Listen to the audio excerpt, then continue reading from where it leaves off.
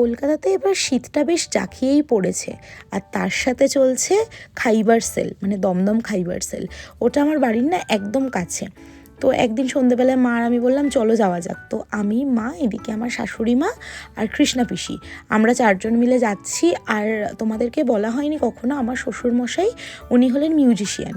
তো উনি সিনথেসাইজার বাজান বেসিক্যালি।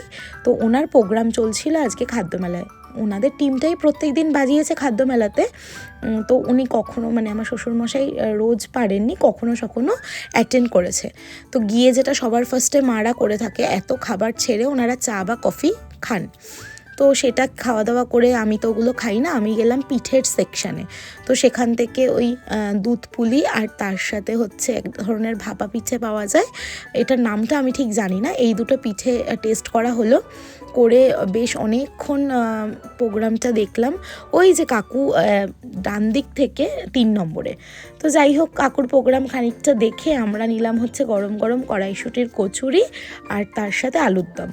আর আমরা খাচ্ছি, কাকু খাবে না। যেই একটু ব্রেক পেয়েছে, আমি কাকুকে সোজা ফোন করে নিচে ডেকেছি। একদম ব্যাক স্টেজের মধ্যে ঢুকে আমি ওখানের লোকজনকে সবাইকে মিষ্টি খাইয়ে এসেছি।